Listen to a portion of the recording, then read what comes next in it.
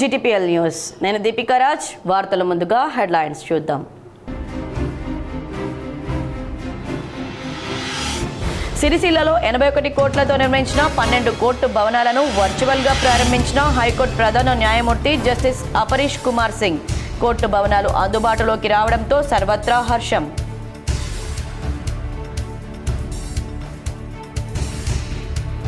కరీంనగర్ జిల్లాలో వరద కాలువ ఎండిపోయిన పంటలను పరిశీలించిన BRS LP deputy floor leader Harish Rao. Congress ప్రభుత్వం సీఎం రేవంత్ రెడ్డిపై హరీష్ రావు ఫైర్. కాంగ్రెస్ ప్రభుత్వ వైఫల్యాలను అసెంబ్లీలో ప్రస్తావించి నిలదీస్తామని వెల్లడించిన హరీష్ రావు. కష్టపడి చదివి కలెక్టర్ అయిన సింగరేణి కార్మికుడి కూతురు సృజన సివిల్స్లో 55వ ర్యాంకు సాధించడంతో నెరవేరిన పేరెంట్స్ కల.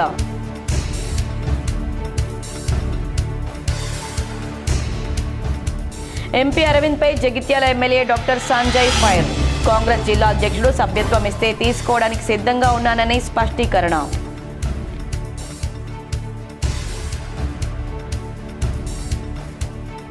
రామగుండం నియోజకవర్గంలో విస్తృత పర్యటన చేసిన పెద్దపల్లి కలెక్టర్ కోయ శ్రీహర్ష. ప్రభుత్వ కార్యాలయాల తనిఖీ.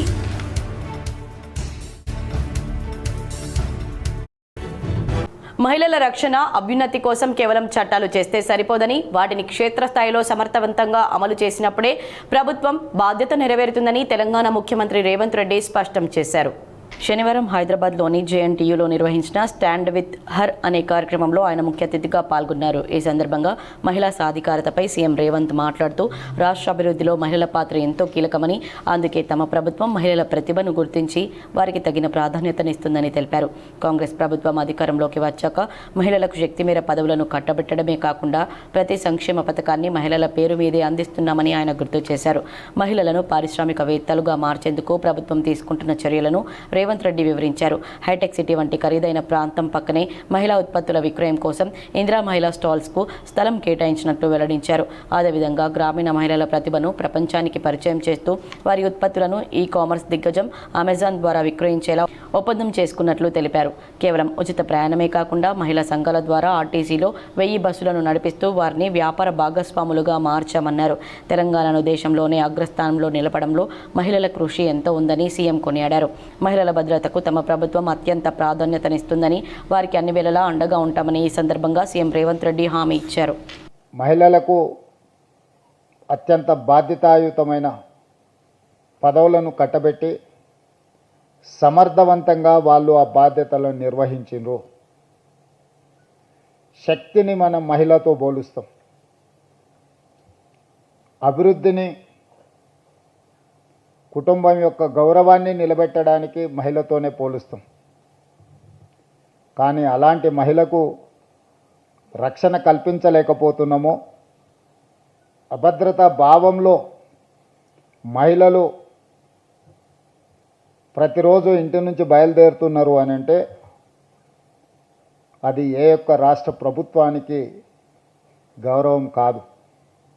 అందుకే తెలంగాణ రాష్ట్ర ప్రభుత్వం ఈ రాష్ట్రంలో ఇంతకుముందు మహిళా వేధింపు కార్యక్రమాలు పట్టణాలకే పరిమితమయ్యేది, లేదా కొన్ని కళాశాలలోనో లేకపోతే పబ్లిక్ ప్లేసెస్లోనో మహిళలు వేధింపులకు గురయ్యేది. మహిళల సాధికారత లేకుండా సమాజ అభివృద్ధి సాధ్యం కాదని TPCC chief MLC Mahesh Kumar Goud పేర్కొన్నారు. అంతర్జాతీయ మహిళా దినోత్సవాన్ని పురస్కరించుకుని రాష్ట్రంలోని మహిళా మనులందరికీ టీపీసీసీ అధ్యక్షులు ఎమ్మెల్సీ మహేష్ కుమార్ గౌడ్ హృదయపూర్వక శుభాకాంక్షలు తెలిపారు. సమాజ నిర్మాణంలో మహిళలు పోషిస్తున్న పాత్ర అపూర్వమని, కుటుంబం నుంచి దేశాభివృద్ధి వరకు ప్రతి రంగంలో మహిళల సేవలు అమూల్యమని ఆయన పేర్కొన్నారు. మహిళల సాధికారత లేకుండా సమాజ అభివృద్ధి సాధ్యం కాదని మహేష్ కుమార్ గౌడ్ అన్నారు. విద్యా, ఉపాధి, రాజకీయాలు, శాస్త్ర సాంకేతిక రంగాలు, క్రీడలు వంటి ప్రతి విభాగంలో మహిళలు ప్రతిభ చాటుతూ దేశ ప్రగతిలో కీలక భాగస్వాములు అవుతున్నారని తెలిపారు. మహిళల ఆత్మవిశ్వాసం, పట్టుదల, కష్టపడి పనిచేసే తత్వం సమాజానికి స్ఫూర్తిగా నిలుస్తుందన్నారు. తెలంగాణ రాష్ట్రంలో మహిళా సాధికారతకు కాంగ్రెస్ ప్రభుత్వం ప్రత్యేక ప్రాధాన్యత ఇస్తుందని మహేష్ కుమార్ గౌడ్ పేర్కొన్నారు. మహిళల ఆర్థిక స్వావలంబన కోసం స్వయం సహాయక సంఘాలను బలోపేతం చేయడం, మహిళల సంక్షేమం కోసం వివిధ పథకాలు అమలు చేయడం జరుగుతోందన్నారు. ముఖ్యంగా మహాలక్ష్మి వంటి కార్యక్రమాల ద్వారా మహిళలకు ఆర్థిక భరోసా కల్పించేందుకు ప్రభుత్వం కట్టుబడి ఉందని తెలిపారు. ఈ సందర్భంగా రాష్ట్రంలోని ప్రతి మహిళ ఆరోగ్యంగా, సంతోషంగా, గౌరవంతో జీవించాలని కోరుకుంటూ మరోసారి అంతర్జాతీయ మహిళా దినోత్సవ శుభాకాంక్షలు తెలియజేశారు. రాజన్న సిరిసిల్ల జిల్లాలో కొత్త కోర్టు భవన నిర్మాణానికి శంకుస్థాపన చేశారు. రాజన్న సిరిసిల్ల జిల్లాలో 5 ఎకరాల్లో 81.60 కోట్ల రూపాయలతో అత్యాధునిక కోర్టు భవనం నిర్మించనున్నారు. శంకుస్థాపన కార్యక్రమంలో జిల్లా కలెక్టర్ గరిమా అగర్వాల్, ఎస్పీ మహేష్ బిగితే పాల్గొన్నారు. హైకోర్టు న్యాయమూర్తులకు కలెక్టర్, ఎస్పీ ఘన స్వాగతం పలికారు. నూతన భవనంలో 12 రకాల న్యాయస్థానాలు ఏర్పాటు కానున్నాయి. వెయిటింగ్ హాళ్లు, వాష్రూమ్లతో విశాలమైన కోర్టు హాళ్లు నిర్మించనున్నారు. 300 కార్ల పార్కింగ్ సామర్థ్యంతో ఆధునిక సౌకర్యాలు కల్పించనున్నారు. జిల్లా న్యాయ వ్యవస్థ బలోపేతానికి మరో కీలక అడుగు ముందుకు పడింది. కొత్త భవనంతో న్యాయ సేవలు మరింత వేగవంతం కానున్నాయి. has a pendency of 13,697 cases, including 4,462 civil and 9,235 criminal cases. The proposed 10+2 courts building complex to be constructed in 4 acres 31 guntas of land at an estimated cost of 81 crores marks a new chapter for the district judiciary by overcoming the constraints of congested and rented premises. The bench and bar in this district has always been cooperative and in cordial cooperation.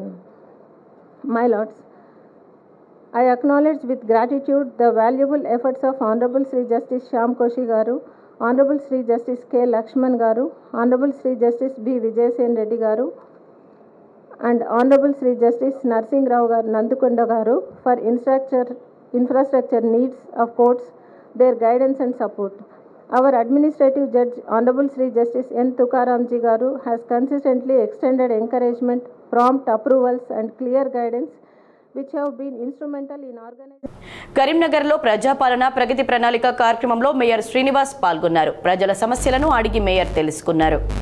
ప్రజాపాలన ప్రగతి ప్రణాళిక 2వ రోజు కార్యక్రమంలో భాగంగా కరీంనగర్ నగరపాలక సంస్థ పరిధిలోని 3, 4, 5, 6, 7 డివిజన్లలో mayor Kolagani Srinivas, commissioner Praful Desai పర్యటించారు. 99 రోజుల ప్రణాళిక కార్యక్రమం నేపథ్యంలో మొదటగా 3వ డివిజన్ విద్యారణ్యపురిలో కార్పొరేటర్ సాధవేని లావణ్యతో కలిసి డివిజన్లో పారిశుద్ధ్య పనులు నిర్వహించారు. అనంతరం 5 లక్షల నిధులతో సీసీ డ్రైనేజీ అభివృద్ధి పనులకు భూమి పూజ చేసి పనులను ప్రారంభించారు. డివిజన్లో పలు కాలనీలో పాదయాత్ర చేపట్టి డ్రైనేజీ సమస్యలను పరిశీలించి వాటిని పరిష్కరించేలా అధికారులను ఆదేశించారు.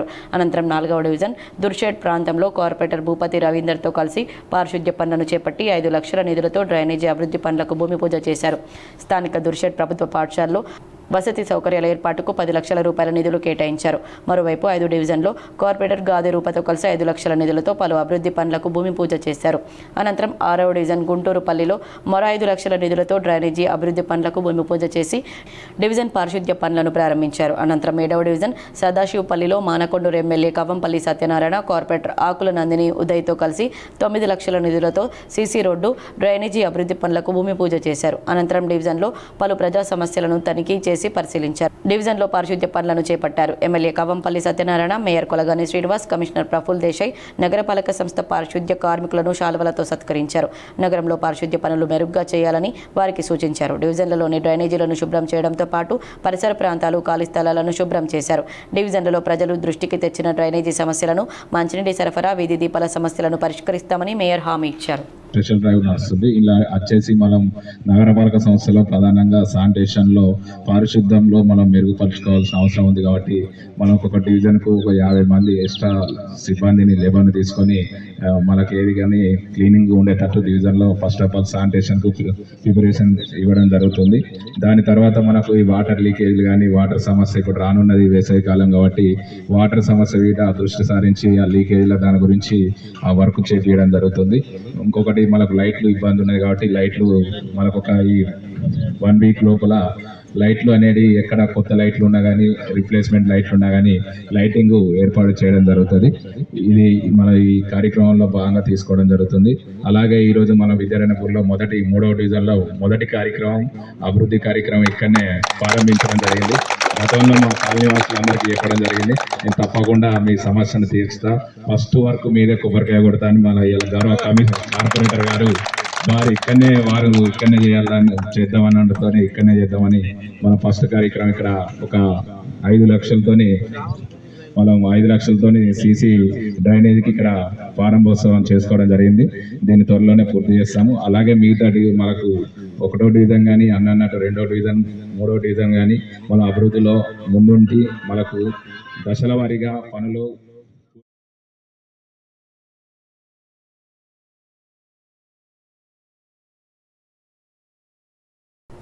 నిజామాబాద్ ఎంపీ ధర్మపురి అరవింద్ సంస్కారహీనంగా మాట్లాడుతున్నారని ఆయన విజ్ఞతకే వదిలేస్తున్నానని జగిత్యాల ఎమ్మెల్యే డాక్టర్ సంజయ్ అన్నారు. జగిత్యాలలో మీడియాతో మాట్లాడిన డాక్టర్ సంజయ్ ఎంపీకి జగిత్యాల అభివృద్ధిపై చిత్తశుద్ధి ఉంటే జగిత్యాలకు ఎందుకు నవోదయ విద్యాలయం మంజూరు చేయలేదని ప్రశ్నించారు. కుల మతాల మధ్య చిచ్చు పెట్టి దేశాన్ని నడుపుతామంటే కుదరదన్నారు. అందుకే రూపాయి విలువ పడిపోతుందని విమర్శించారు.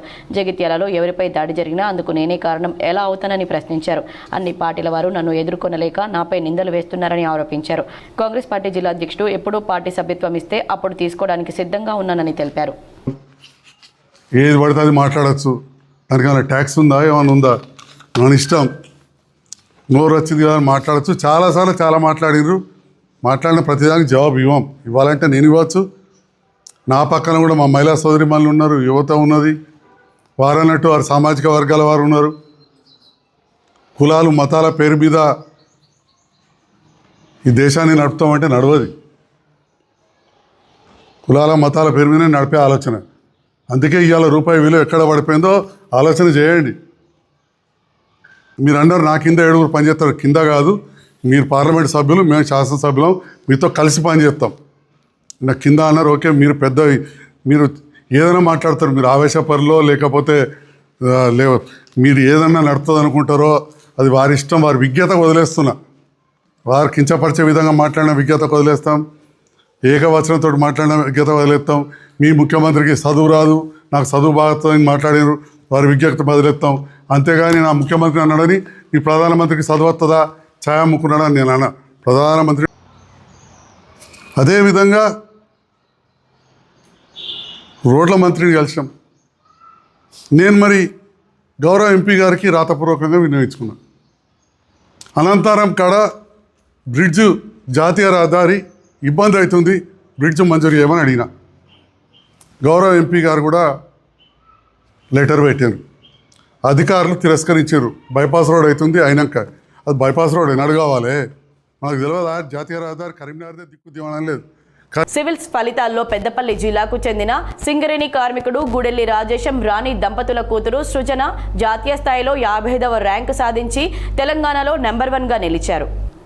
రామగిరి మండలం పన్నూరు గ్రామానికి రాజేశం రాణి దంపతుల కూతురు సృజన సివిల్స్లో అద్భుత ప్రతిభ కనబరిచి ఐఏఎస్కు ఎంపిక కావడంతో సర్వత్రా హర్షం వ్యక్తమవుతుంది. సృజన ఐఏఎస్ సెలెక్ట్ అయిందని తెలియడంతో బంధుమిత్రులు, స్థానికులు పెద్ద సంఖ్యలో వారింటికి చేరుకుని అభినందనలు తెలిపారు. కష్టపడి చదివి కలెక్టర్ కావాలనే పేరెంట్స్ కల నెరవేర్చిందని తల్లిదండ్రులు ఆనందంతో తెలిపారు. తండ్రి రాజేశం సింగరేణి RT3 ఏరియాలోని OCP 1లో జనరల్ అసిస్టెంట్గా విధులు నిర్వహిస్తూ బిడ్డను ప్రయోజకురాలని చేశారని అభినందనలు వెల్లువెత్తాయి. మంతని JNTUలో బీటెక్ పూర్తి చేసిన సృజన 2018లో ఢిల్లీ వెళ్లి శిక్షణ తీసుకుంది. 4 సార్లు సివిల్స్లో సరైన ర్యాంకు రాకపోయినప్పటికీ పట్టుదలతో చదివి ప్రస్తుతం 55వ ర్యాంకు సాధించింది. గతేడాది ఇంటర్వ్యూ వరకు వెళ్లి వెనక్కి వచ్చిన సృజన మరోసారి ప్రయత్నించాలని పేరెంట్స్ ప్రోత్సహించారు. గ్రూప్ 1 రాసి DSPగా ఎంపికై ప్రస్తుతం శిక్షణ తీసుకుంటూనే మరోసారి సివిల్స్కు ప్రిపేర్ అయ్యారు. సివిల్స్లో 55వ ర్యాంకు సాధించి కలెక్టర్ కావాలని అమ్మానాన్నల కల నెరవేర్చారు. రోజుకు 5-6 గంటలే నిద్రపోయేదని కష్టపడి చదివి IASకు ఎంపిక కావడం ఎంతో ఆనందంగా ఉందని తెలిపారు సృజన పేరెంట్స్. చదువుకోవడం, వాళ్ళంతా గ్రూప్ టెస్ట్ ఇవన్నీ చదువుకోవడంతో 4 సంవత్సరాలు ఉంది. ఆ తర్వాత 4 సంవత్సరాలు రాస్తే రాలేదు. ఆ తర్వాత మనకి స్టేట్ లో గ్రూప్ 1 25లో 24లో 22-23 గ్రూప్ 1 కేసీఆర్ అప్పుడు వేసిండు. 2 సార్లు అప్పుడు గ్రూప్ 1లో క్వాలిఫై అయింది ఫిలిమ్స్. 2 సార్లు క్వాలిఫై అయిన తర్వాత అది ఫెయిల్ అయిపోయింది కదా, అది క్యాన్సిల్ అయింది. ఆ తర్వాత 2024లో రేవంత్ రెడ్డి మళ్ళీ పెట్టాను గ్రూప్ 1 పెడితే అప్పుడు అందులో రాస్తే ఫిలిమ్స్ వచ్చింది, మెయిన్స్ వచ్చింది. ఆమెకు 35వ ర్యాంక్ వచ్చింది గ్రూప్ 1లో. 35వ ర్యాంక్ వస్తే ఆమెకు డిప్యూటీ కలెక్టర్ వస్తా అనుకుంటాం. 35వ ర్యాంక్ కదా అమ్మాయి కదా అంటే అయితే తీరా ఇక ఆమెకు ఇక రిజర్వేషన్ దాంతో మనకు జూన్ అయింది అంతా, దాంతో DSP వచ్చింది. కాంగ్రెస్ ప్రభుత్వం ప్రజాపాలన ప్రగతి ప్రణాళిక 99 రోజుల పేరుతో మరోసారి అబద్ధాలతో ప్రజలను మోసగించేందుకు కుట్రలు చేస్తుందని కరీంనగర్ నగర BRS అధ్యక్షులు చల్లా హరిశంకర్ ఆరోపించారు. కరీంనగర్లో మీడియా సమావేశంలో ఆయన మాట్లాడుతూ 2 సంవత్సరాల క్రితం అబద్ధాలతో గద్దెనెక్కిన కాంగ్రెస్ ప్రజా పరిపాలన పేరుతో ప్రతి గ్రామంలో మీటింగ్లు పెట్టి 6 పథకాల పేరుతో దరఖాస్తులు స్వీకరించారని తెలిపారు. లక్షలాది దరఖాస్తులు స్వీకరించారే తప్ప ఇప్పటివరకు ఇచ్చిన ఒక్క హామీ అమలు చేయలేదని ఆరోపించారు. ప్రజల్లో వ్యతిరేకతను కప్పిపుచ్చుకునేందుకు ఇచ్చిన హామీలను మరిపించేందుకు ఇప్పుడు ప్రజాపాలన ప్రగతి ప్రణాళిక నాటకానికి తెరతీసి డైవర్షన్ పాలిటిక్స్కు పాల్పడుతున్నారని విమర్శించారు. ఇచ్చిన హామీలు అమలు చేయలేదని మళ్లీ ప్రజలను మోసం చేసేందుకే ఇప్పుడు ఈ కొత్త నాటకానికి తెర తీశారని కాంగ్రెస్ నాయకులు ప్రజలకు క్షమాపణ చెప్పాలని డిమాండ్ చేశారు. సంవత్సరాల కింద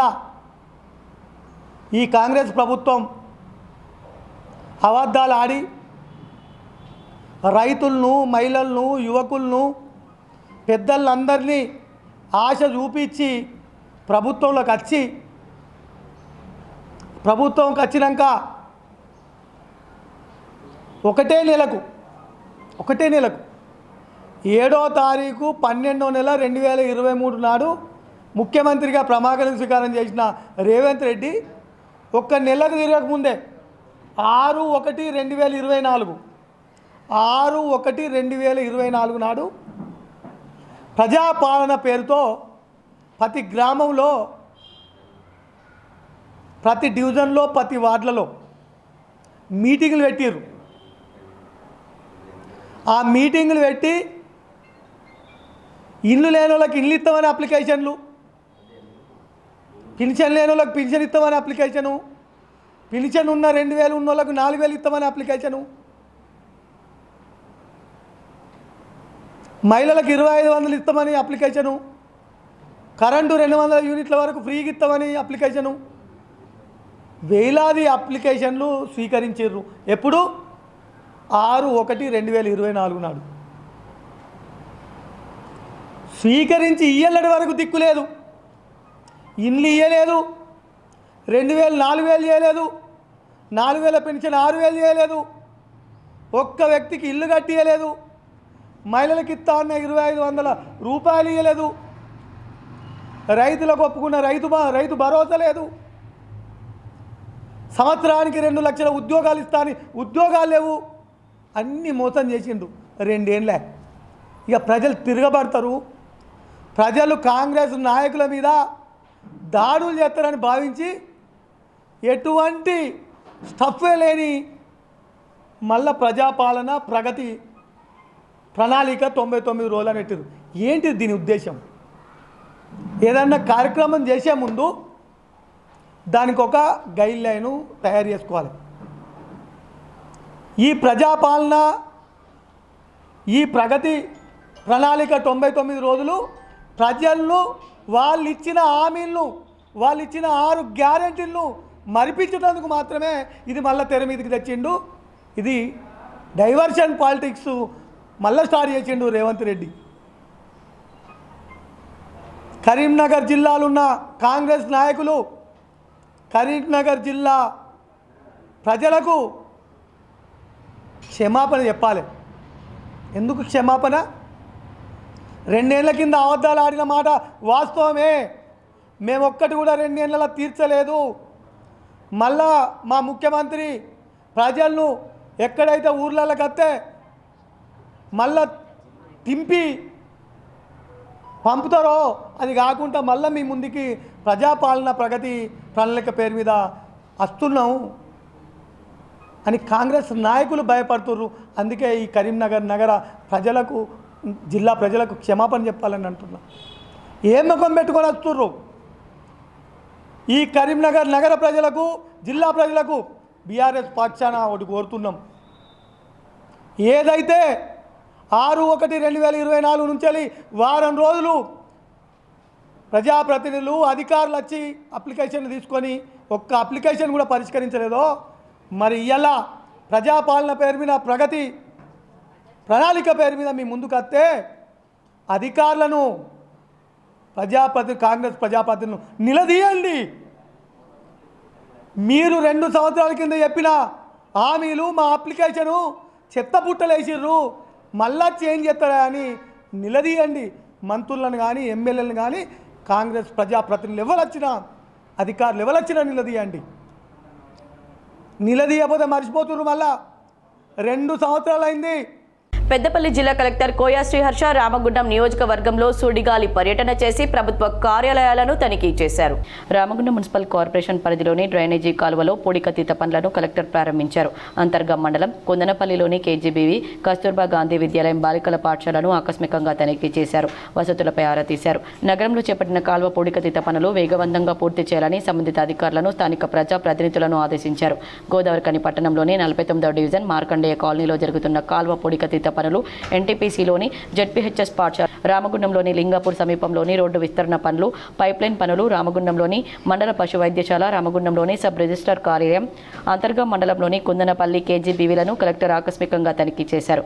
గోదావరిఖని పట్టణంలోని కాల్వ పొడికతీత పనులు సకాలంలో పూర్తి చేయాలని కలెక్టర్ ఆదేశించారు. రామగుండంలోని జెడ్పీహెచ్ఎస్ పాఠశాలలో నిర్మిస్తున్న అదనపు గదులు, కాంపౌండ్ వాల్, భోజనశాల పనులను వచ్చే మే మాసం నాటికి పూర్తి చేసి వచ్చే విద్యా సంవత్సరం నాటికి విద్యార్థులకు అందుబాటులో ఉంచాలని కలెక్టర్ అన్నారు. ఈ పర్యటనలో జిల్లా కలెక్టర్ వెంట పంచాయతీరాజ్ శాఖ డీఈ అప్పలనాయుడు, ఏఈ రాజ్ కుమార్, రోడ్లు భవనాల శాఖ ఏఈ జావిద్, సంబంధిత అధికారులు పాల్గొన్నారు. కాంగ్రెస్ ప్రభుత్వ వైఫల్యాలను అసెంబ్లీలో ప్రస్తావించి నిలదీస్తామని హరీష్ రావు వెల్లడించారు. కాళేశ్వరం ప్రాజెక్టు కూలిందని, రైతుల పంటలు ఎండిపోయేలా వ్యవహరిస్తూ గత ప్రభుత్వాన్ని బద్నాం చేస్తున్న కాంగ్రెస్ కుట్రలను అసెంబ్లీ వేదికగా బహిర్గతం చేయడంతో పాటు ప్రభుత్వాన్ని నిలదీస్తామని BRS LP deputy floor leader Harish Rao స్పష్టం చేశారు. 99 రోజుల ప్రణాళికతో ఏం చేస్తారని ప్రశ్నించారు. పోలీస్ బందోబస్తుతో కాకుండా గ్రామాల్లోకి వస్తే మీ సంగతేంటో ప్రజలే తేలుస్తారని తెలిపారు. MLA Gangula Kamalakar, Kalvakuntla Sanjay, MLC L Ramana, మాజీ మంత్రి కొప్పుల ఈశ్వర్, మాజీ ఎమ్మెల్యే సుంకె రవిశంకర్తో కరీంనగర్ జిల్లా గంగాధర్ మండలం కురిక్యాల వద్ద వరద కాలువ, గోపాలరావుపల్లిలో ఎండిపోయిన పంట పొలాలను పరిశీలించారు. పంటలు ఎండిపోవడానికి కారణం తెలుసుకొని రైతులతో మాట ముచ్చట నిర్వహించారు. నారాయణపూర్ రిజర్వాయర్ కుడి కాలువ పూర్తి చేయకపోవడంతో సాగునీరు అందక భూగర్భ జలాలు అడుగంటి పంటలు ఎండిపోతున్నాయని రైతులు ఆవేదనతో తెలిపారు. పీసీసీ అధ్యక్షుడిగా రేవంత్ రెడ్డి 3 పంటలకు రైతు బంధు ఇవ్వాలని గత ప్రభుత్వాన్ని డిమాండ్ చేసి అధికారంలోకి రాగానే 3 విడతల రైతు బంధును ఎగ్గొట్టాడని హరీష్ రావు ఆరోపించారు. వరద కాలువలో నీళ్లు ఉన్నాయంటే కాళేశ్వరం నీళ్లు కాదా అని ప్రశ్నించారు. కాళేశ్వరం ప్రాజెక్టు అంటే 3 బ్యారేజీలు, 100 కాంపోనెంట్లని తెలిపారు. కాళేశ్వరంపై పగబట్టి పిచ్చి కూతలు కూస్తూ బీఆర్ఎస్ను బద్నాం చేస్తున్నారని విమర్శించారు. 2.5 ఏళ్లలో ఏ ఒక్క ప్రాజెక్టునైనా పూర్తి చేశారా? జానెడు కాలువ తీశారా? ఒక్క చెక్ డ్యామ్ అయినా నిర్మించారా? కనీసం ఉమ్మడి జిల్లాలో 10,000 ఎకరాలను కొత్తగా స్థిరీకరణ చేశారా అని ప్రశ్నించారు. సీఎంకు తిట్లు, బూతుల మీద ఉన్న ప్రేమ రైతుల మీద లేదన్నారు. 99 రోజుల ప్రణాళికతో ఏం ముఖం పెట్టుకుని ప్రజల వద్దకు వెళ్తున్నారని ప్రశ్నించారు. పోలీసులు లేకుండా గ్రామాల్లోకి వెళ్తే మీ సంగతేంటో ప్రజలే తేలుస్తారని తెలిపారు.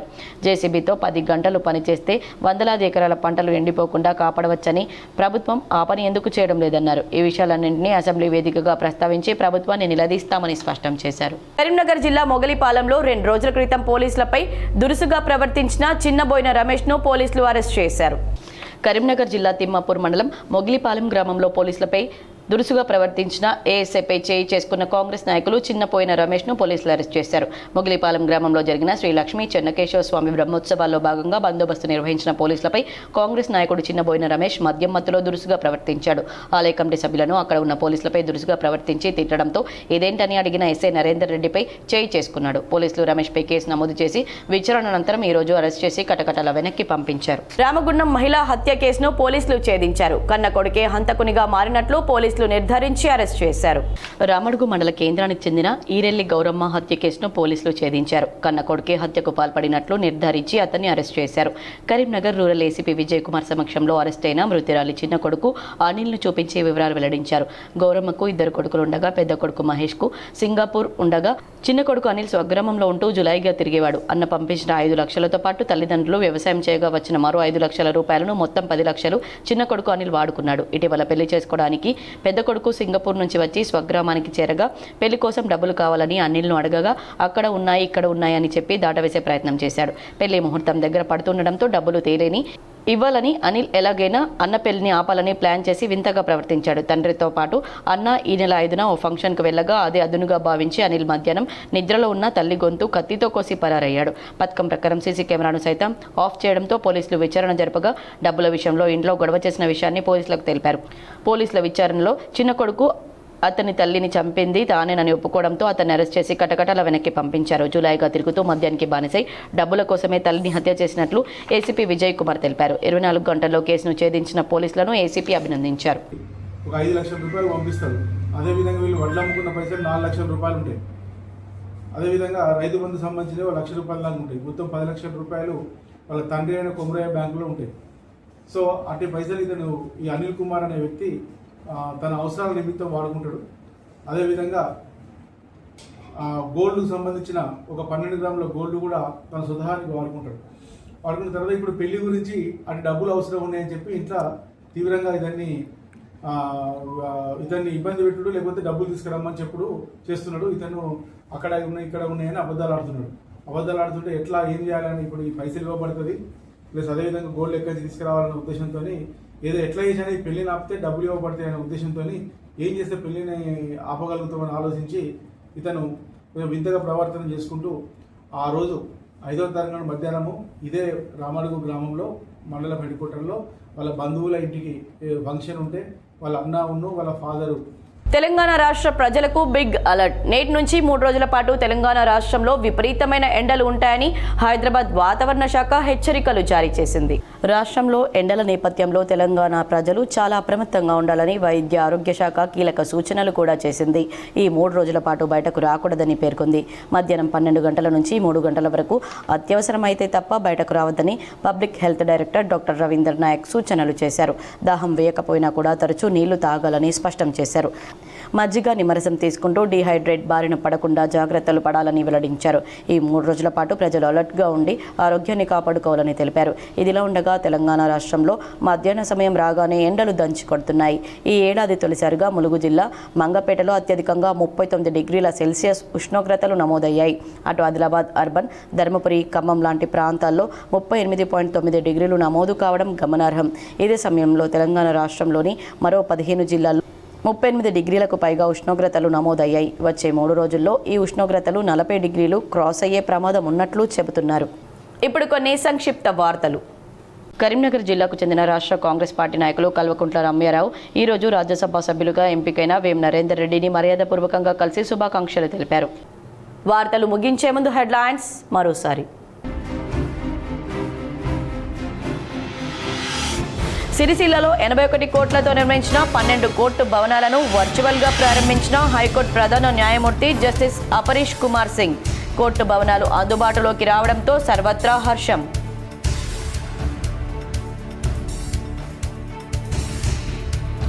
కరీంనగర్ జిల్లాలో వరద కాలువ ఎండిపోయిన పంటలను పరిశీలించిన BRS LP deputy floor leader Harish Rao. Congress ప్రభుత్వం సీఎం రేవంత్ రెడ్డిపై హరీష్ రావు ఫైర్.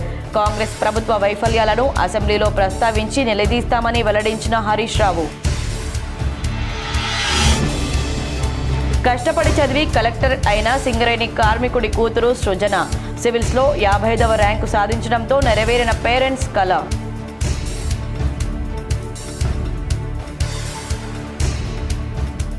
ఎంపీ అరవింద్పై Jagtial MLA doctor Sanjay fire. Congress జిల్లా అధ్యక్షుడు సభ్యత్వం ఇస్తే తీసుకోవడానికి సిద్ధంగా ఉన్నానని స్పష్టీకరణ.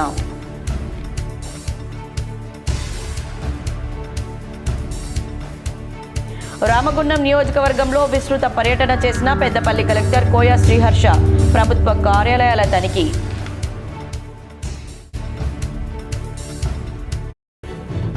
ఈ వార్తలు ఇంతటితో సమాప్తం. తిరిగి ప్రసారమయ్యే వార్తల్లో మళ్ళీ కలుద్దాం. అంతవరకు చూస్తూనే ఉండండి మీ GTPL.